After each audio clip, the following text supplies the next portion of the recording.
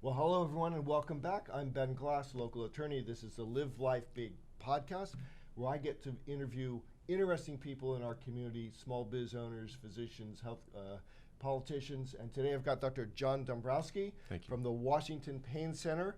Dr. Dombrowski was, I assume, again awarded a Best Doctors Award from Washingtonian Magazine. That's correct. And we had a little meeting before this, and we are very much aligned. We found out some cool stuff about our backgrounds that are sort of similar. So, hey, welcome. Thank you for having me. I like bringing people in here who have an ability to really just talk about life in general, in addition to whatever their thing is that they do.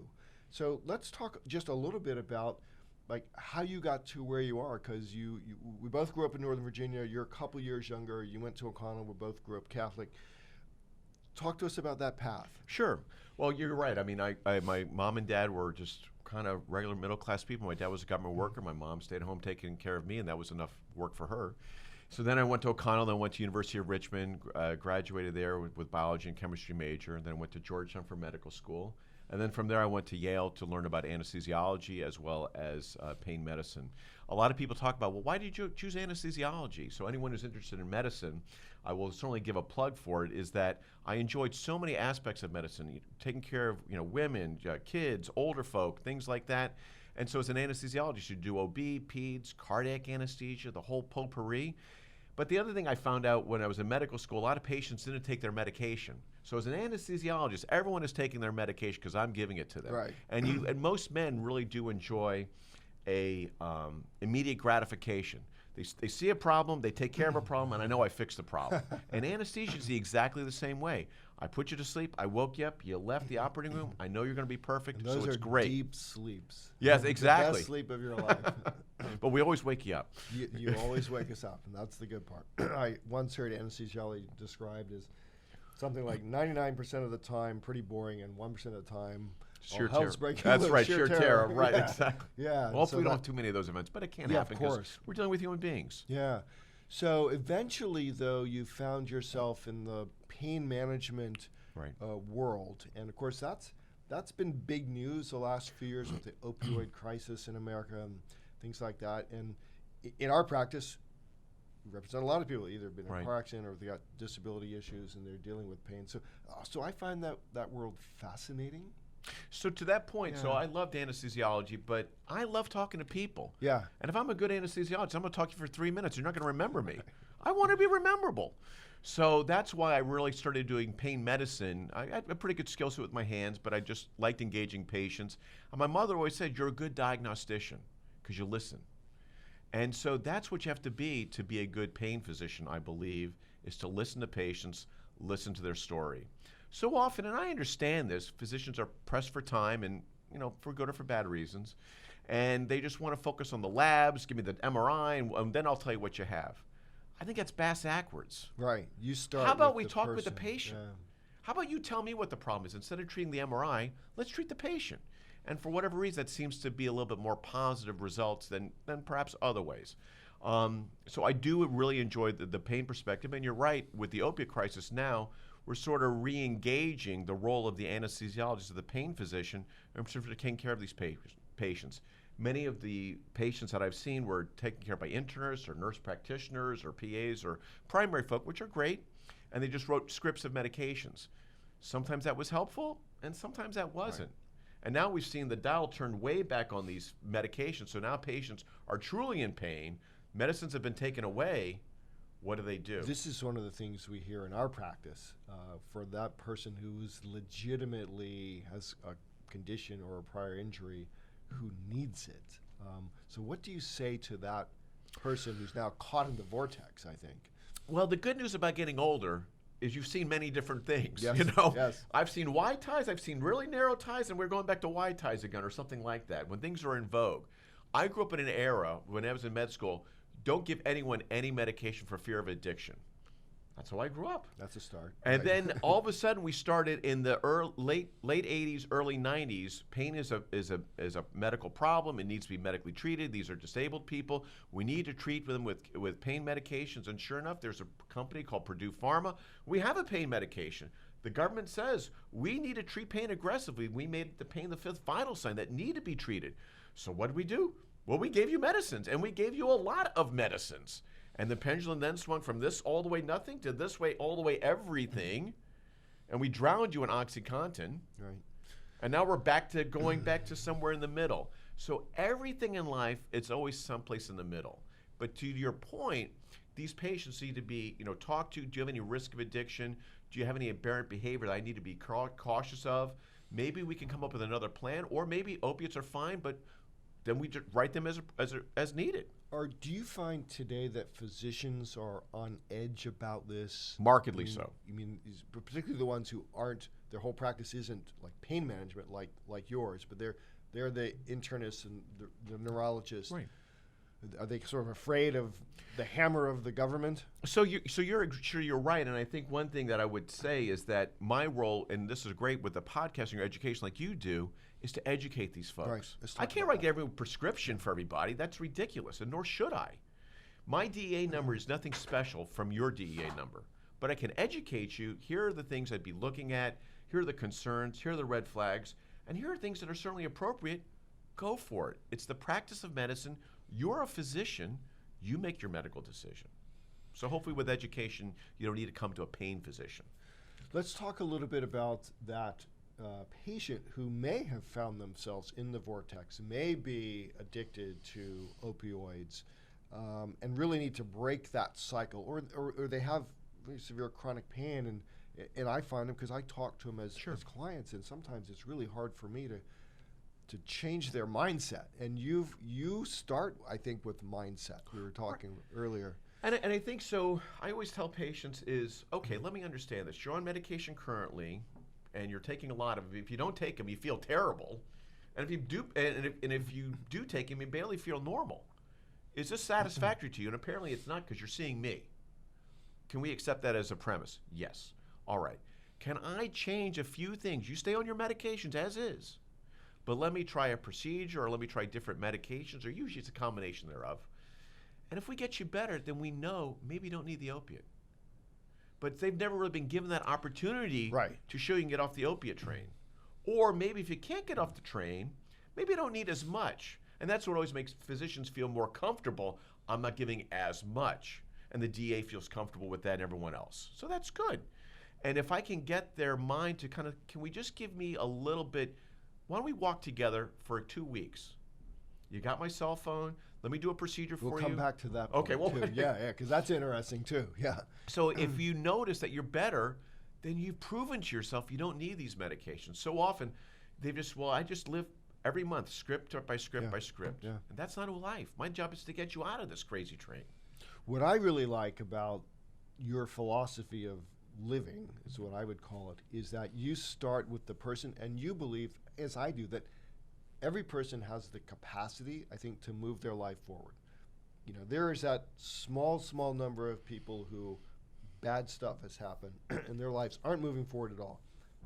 Most people, if they have the right people in their lives, who they trust, most people can move forward and either remain productive or return to productivity.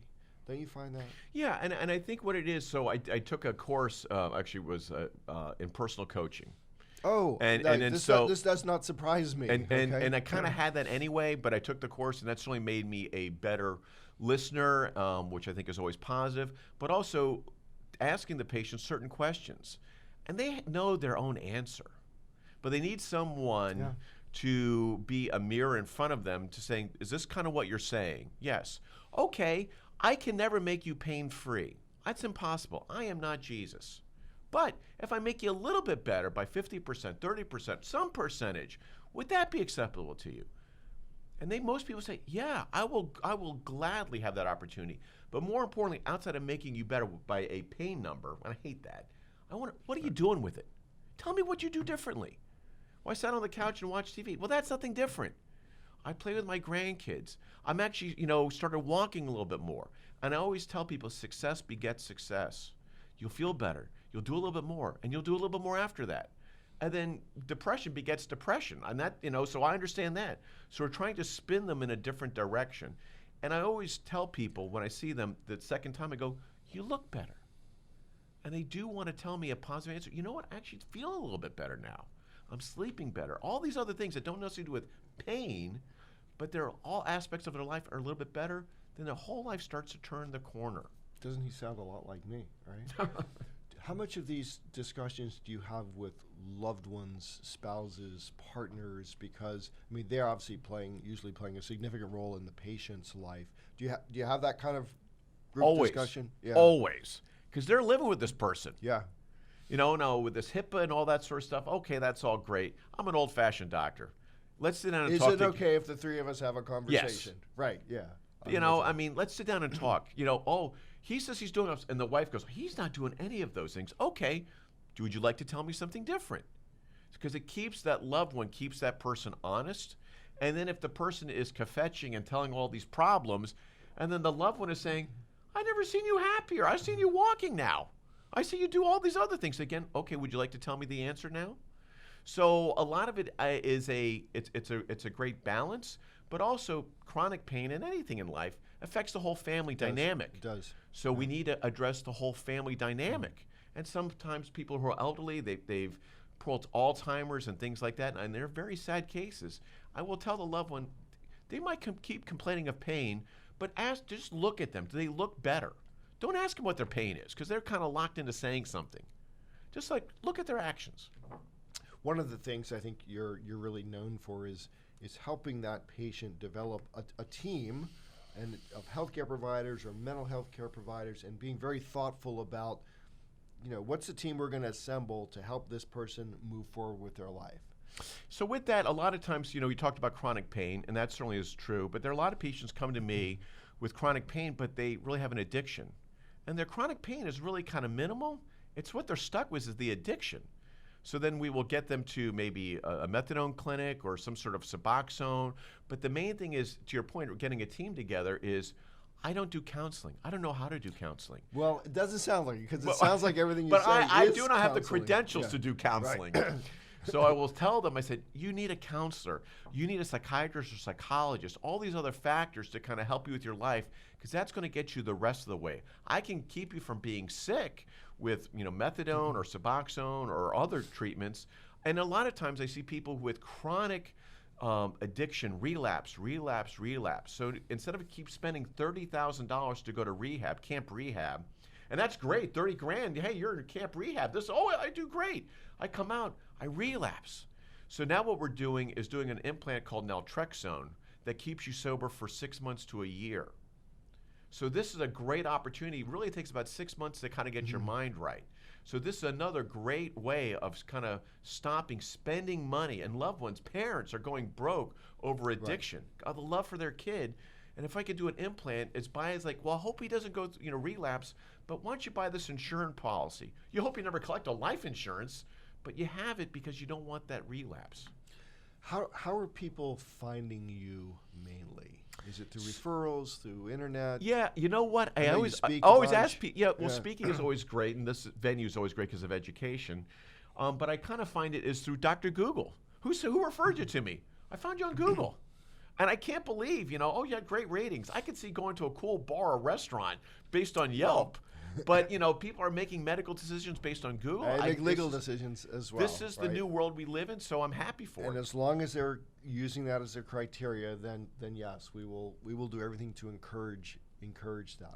Yeah, and then obviously there are physician referrals, but that's kind of right now, because the change in medicine has been dramatic. We're all in these camps now. Here in Northern Virginia, you're in the Inova camp, or maybe MedStart camp, or Johns Hopkins camp, or Centera. And they will not let you leave the camp. You have to be referred to that same physician that is part of our group, and they manage that patient. Whether they're good or not, you can't get off the plantation. You have to stay here. And so one thing I always try to encourage patients is, if you're not getting the right care, leave that system, because there's an incentive. That's how the hospital makes money. You need another CAT scan, you need another MRI. That is making money for the hospital. Is it really making you better? So you're kind of a maverick, because you're out there with your solo practice, your staff. You mentioned giving your patients your cell phone. That's interesting. So what's it like being the guy who's not in the camp? Yeah, I mean, so there are two sides of it. One side of it is just great because it's my own practice. I don't have anyone looking over my shoulder. You should do it that way. You need to do this billable. It's my practice. The side part is it's my practice, and it's hard to get referrals because, well, I'm not in the camp to get fed these cases, and so each one, hence that gets raised. Like Google is my biggest referral source because people have been locked down in MedStar or Hopkins or Inova, and they're looking to break out of the system. Let me try someone else. And there's another very large pain practice here, and they're very good. I mean, they're up and down the East Coast, Eastern, Mid-Atlantic, but usually those practices tend to have layers of practitioners. The PA, sure, the nurse practitioner, they do all the talking, and then you only see the physician for 2 minutes and maybe get the injection. I think that's bass backwards. Again, you should talk to the physician. He should understand what's going on before he moves forward with the procedure. Well, and probably, and certainly very good physicians, very good healthcare provider teams, but a lot of numbers-driven, X number of patients per day coming through the door, and it's physically, practically impossible.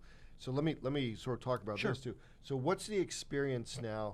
Somebody gets referred to you or finds you on Right. Mr. Google, comes to meet you. What does that whole experience feel like, look like? Because I have the sense that you're obviously very personable. You're not like most physicians. You're not in the room, typing on your computer, or you said you don't start with the MRIs and the scan. So what is that like for a typical sort of new patient, early patient? So obviously, experience? we sit down. I mean, what you have to do for the physician, sit down.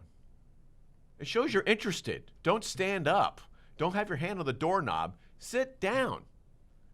Ask the patient, I mean, it sounds silly, get a history. And sometimes patients need to be focused because obviously, I can't spend an hour talking to you. I'd love to, but I can't do that. But what are you really here for today? And what we try to do is break things down in chunks. What's really the worst problem today? I've got these, no. Let's fix today. And then we'll get to tomorrow and the next day. Just like when my wife gives me a honey-do list. Okay, which one do you want me to do now? I'll get to everything, but let's break it down. How can I make you happy right now? Right, and then if you can do that, then they see some success because I can take out one problem, and it's usually with some medications, usually not opiates because they've tried that and that's why they're here. Right. And it's usually a combination. I always tell people like anesthesiologists, we're the chemists of the operating room. We know how to put medicines together. Not that physicians, others don't, but we look at things differently, and we always get to cheat because we get to use a needle. And if that's what they're interested, and a lot of with the needle aspect, it's making the diagnosis and how do you feel better? You've had all these diagnostic procedures. You didn't feel better with the MRI, but with an injection, it's not only diagnostic, where's the pain coming from, but it's also therapeutic, make me better. And that kind of wraps it up nicely for most patients. And then you actually do give your cell phone number. Yeah, like I want to know if you have any troubles, call me. I mean, for medical, legal reasons at the very least, but mostly, how would I like to be treated? Right. So now what do you say to a youngin who's, at high school, at O'Connell, who's thinking, I like science, I may want to be a physician. To me, it seems like a very challenging world with the insurance companies having gotten their grip on reimbursements rates and stuff. But what's your message to that cohort who said, no, I'm really interested in this? Because a lot of lawyers will dissuade. They'll actually say things bad about the profession. I say, look, it's a great profession. We can help you kind of find your place in it, to use your skills to maximize your own life and to help people. What do you say? So, I mean, I think it's very similar. I mean, most professions evolve. The law practice you had 20 years ago is not the law practice you have now. In 20 years, it's going to be even more different. So to say, well, medicine is this way is a lie. Always, I know you do a lot of small business and things like that, it's always about following your passion. You can hear in my voice, I love going to work every day. Yes, that's awesome, actually. So many people would not be able to tell you that. Right? That's insane. I could not do this every day and hate it. I'd blow my brains out. I mean, or I'd have to come home and drink heavily or something to manage it because I would not be happy. You're on this planet for a very short time. Do what you're good at, whatever that is, and success will follow that. Ignore the critics. And the money follows. The critics. And the money follows. Yeah. Everything kind of follows itself. And people always say, God, you look so happy. And all the patients say that. I go, well, the medications are working, and then but they understand. Now you have their attention. Right. But they understand that it's all about that I enjoy what I do. And that's to your point in terms of medical school. The medicine practice that I'm doing now, I would never have thought 20 years. I mean, I've been doing this now 30 years. I graduated medical school in '89, and the independence that I loved, that ability to work for myself, those are gone, or it's really dwindling because now we're in these camps of hospitals and insurance companies. Okay, but I still love the idea of being able to help patients.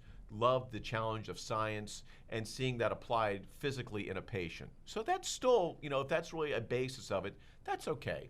And everything in life, if they're looking for money, I want to make X amount of dollars, it's not going to be in medicine anymore. I mean, I guess it depends what is the definition of money, but that is different. But that's okay. As long as you're happy, you can find other gigs. I think a lot of people want the autonomy. They want to have more control. So let's make some money, good, but most importantly, I want to have control over my life. Right? I don't want to be told by insurance companies to do whatever it is I do. Right?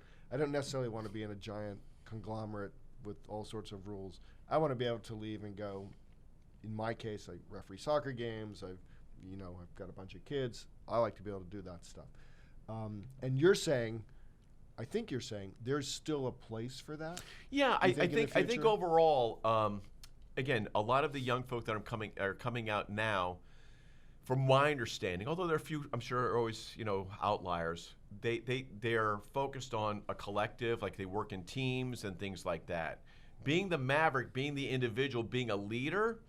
Maybe it's there, I'm sure, in some people, but a lot of people it's not, and so being in an Uber group and these practices is right for them. That fits them, and that's what we've created, and that's fine. But again, I feel like a dinosaur as I move off the off ramp of life here, is that it's for me it was the independence, but I'm sure there's always going to be a role for that, always, because there are always going to be patients who don't want to be in the collective farm. I want to have a relationship with my physician, not typing on the computer. And why is he doing that? It's for billables. Do we get everything so I can bill you the most? This is what is this? That is not medicine. But there will always be people who are willing to pay outside of that for that level of care that's different. I know. And so you will carve your own niche. Many of my entrepreneur friends are very willing to pay a higher price to not have to deal with first, be able to have the choice to see whoever they want to see and develop that relationship with, and to not have to deal with the bureaucracy. Right. Well, look, once again, congratulations on Washingtonian Magazine, Best Doctors. You. If folks who see this video want to find out more about you, you said Mr. Google. I'm sure there's a website and a web address. It's called the Washington, dcpaindoc.com. The Washington Pain Center is the business name. You can always look my name up, John Dombrowski. And if you want to email me, that's great. I always answer emails, and we'll continue. You are crazy. There. What's your email address? Sure. It's, let me see, suite, SUITE 346 @gmail.com, because that's the suite number. So suite, SUITE 346 @gmail.com. And we'll put that up on the screen on the podcast. All right, man. Thank you so much. You bet.